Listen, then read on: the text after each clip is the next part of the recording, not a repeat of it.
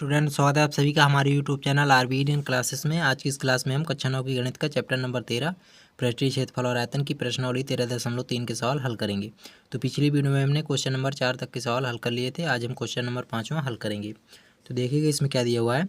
8 metre ऊंचाई और आधार की त्रिज्या 6 मीटर वाले एक शंकु के आकार का तंबू बनाने में 3 मीटर चौड़े तिरपाल की कितनी लंबाई लगेगी। यह मानकर चलिए कि इसकी सिलाई और कटाई में 20 सेंटीमीटर तिरपाल अतिरिक्त लगेगा। पाई बराबर 3.14 का प्रयोग करना है। यहाँ पर जो तंबू है वो शंकु के आकार का है, तो इसकी ऊंचाई दी हुई है 8 मीटर और त्रिज्या दी हुई है 6 मीटर। हमें ज्ञात क्या करना है, तिरपाल की चौड़ाई दी हुई है, लंबाई हमें इसकी तिरपाल की ज्ञात करना है। तो सर्वप्रथम क्या करेंगे, शंकु के आकार का जो तंबू है इसका क्षेत्रफल निकालेंगे।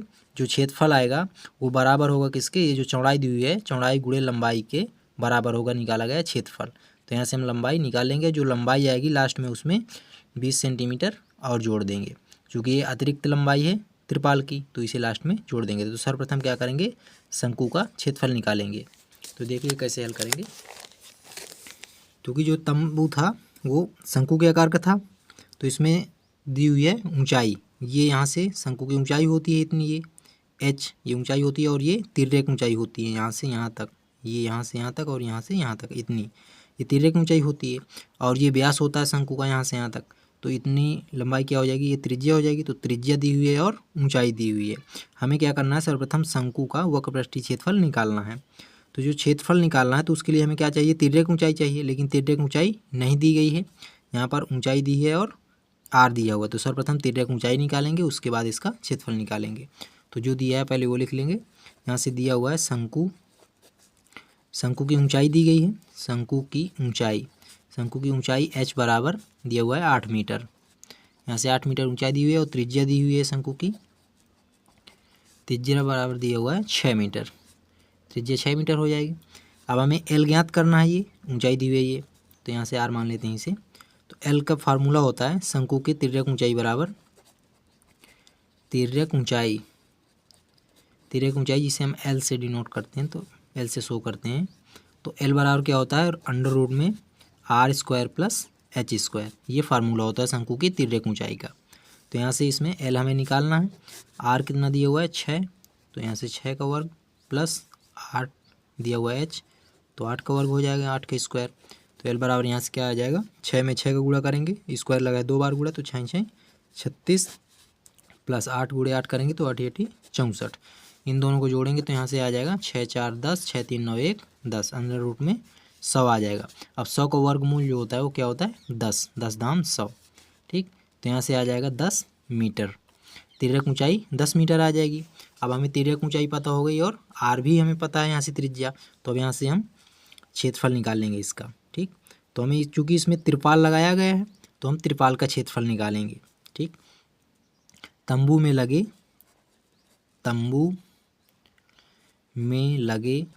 तिरपाल का क्षेत्रफल, तंबू में लगे तिरपाल का क्षेत्रफल। तो तंबू में लगे तिरपाल का क्षेत्रफल ज्ञात करना है। तो इस तंबू में कुछ इसी में पूरे में तिरपाल लगा होगा, तो जो इसका क्षेत्रफल होगा वही तो तिरपाल का क्षेत्रफल होगा। तो यहाँ से शंकु का क्षेत्रफल क्या होता है, वक्रपृष्ठीय पाई आर एल, वही हो जाएगा तंबू में लगे तिरपाल का क्षेत्रफल। तो यहाँ से इसे हल कर लेंगे। पाई का मान 3.14 लेना था, क्वेश्चन में भी दिया गया था, गुणे आर कितना दिया हुआ है 6, गुणे एल कितना आया है 10 मीटर। इसमें इसका यहाँ से गुणा कर लेंगे तो आ जाएगा 6 चौके 24 हासिल 2, 6 एकम 6 2 8.18 गुणे में 10 अभी करना है। तो 2 अंक के बाद था, 2 अंक के बाद यहाँ। अब इसमें 10 का गुणा करेंगे, तो 10 का गुणा करेंगे तो यहाँ से कितना आ जाएगा, 1 0 यहाँ पर बढ़ेगा, तो 0.2 अंक के बाद तो दशमलव यहाँ पर आ जाएगा, 1 अंक इधर, तो आ जाएगा 188.4, ठीक है। इसमें जब गुणा करेंगे तो 0 1 बढ़ जाएगा, दशमलव चूँकि अभी यहाँ 2 अंक के बाद था तो यहाँ लगाएंगे 1 0 और 1 2 अंक के बाद यहाँ लगेगा, तो 188.4 आ जाएगा। और दशमलव के बाद ये 0 लगा सकते हैं या नहीं लगा सकते, कोई ज़रूरी नहीं है। तो यह आ जाएगा तिरपाल का क्षेत्रफल इतने वर्ग मीटर। अब तिरपाल का क्षेत्रफल जो आया इतने वर्ग मीटर आया।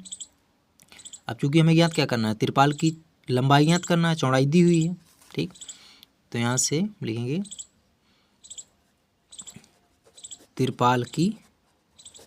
तिरपाल की चौड़ाई दी हुई है बराबर 3 मीटर और तिरपाल की लंबाई हमें ज्ञात करना है। तिरपाल की लंबाई ज्ञात करना है तो मान लेते हैं, माना तिरपाल की लंबाई बराबर L। माना तिरपाल की लंबाई बराबर L। ठीक, अब यहाँ पर ध्यान दीजिएगा, ये त्रिपाल की यदि लंबाई चौड़ाई हैं दोनों, तो कुछ यहाँ से कौन सी आकृति बनेगी। मान लीजिए चौड़ाई तो यहाँ से दे दिए गए 3 मीटर दी हुई है, यहाँ से ये 3 मीटर इतनी चौड़ाई, लेकिन हमें ये लंबाई ज्ञात करना है।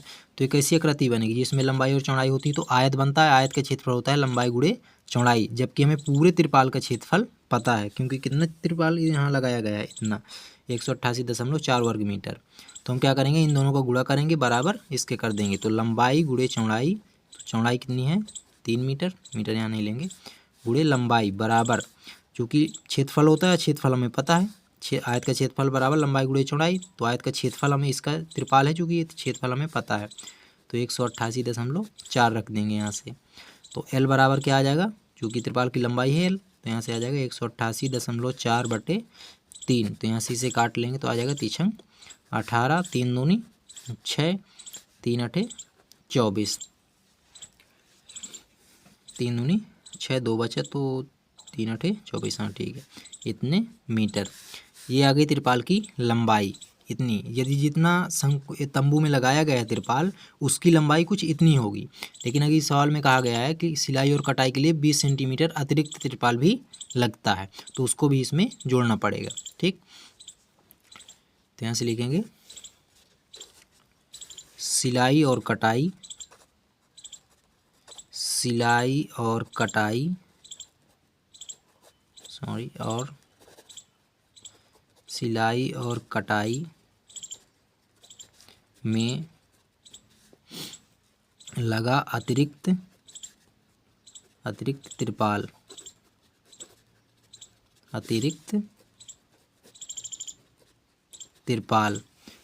त्रिपाल कितना लगा है 20 सेंटीमीटर।